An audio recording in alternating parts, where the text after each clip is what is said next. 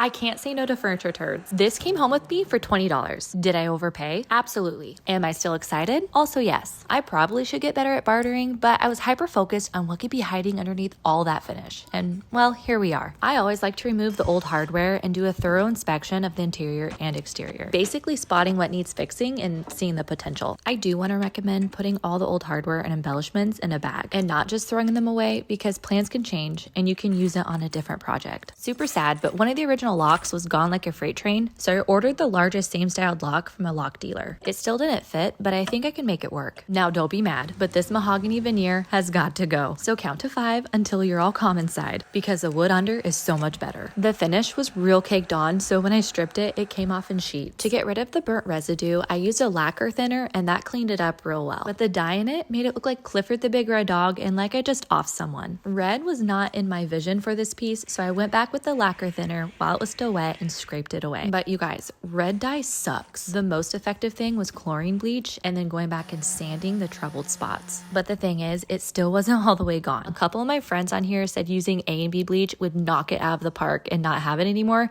but when I did that, it made it even more red and I was done. I ended up resanding the piece, going back and neutralizing the whole thing, and then trying a new wood bleach called oxalic acid. It doesn't bleach the dye, but it should tone it down to be a little more brown. To make the lock functional, I wood filled and then I chiseled a new area for it, while adding more back support to it to make it strong. I sealed the dye in using a sanding sealer, and then I wanted to test out my stain. At first I thought a gray stain would work and kind of make it toned down and be more of like a weatheredly look, but it just looked like poop. So up next, I did a water-based dark walnut stain. I did like the color, but that red dye popped through. My third try, I did a gel stain, and hot diggity dog, this was the one. It masked the dye so well, so I was like, maybe the dye wasn't on that one. So I tried one that I knew it had a lot of red dye still, and it looked so much better than the other two. Now remember that trim piece I found? I made repairs with that, but on the other side, I had to get creative. I couldn't just wood fill it because it would pop off, so I used a wood dowel first as like bones, and then I kind of just shaped it with Bondo. It seems kind of pointless stripping it just to add really dark stain, but I promise you, once you wipe it off, it gets a lot lighter. Gel stain is just tricky like that. My last flip, a lot of people complained about the wallpaper, so I went bare wood with this one. I added replacement caster wheels and some beautiful new hardware. And oh my Lanta, can you believe this is the same ugly furniture turd as this handsome chest of drawers? I love finding solid wood pieces like this because you just can't find them anymore. So I really hope that you're following along so that I can show you how to take even the ugliest furniture pieces and make it into something you actually want in your home. What do you think of this one?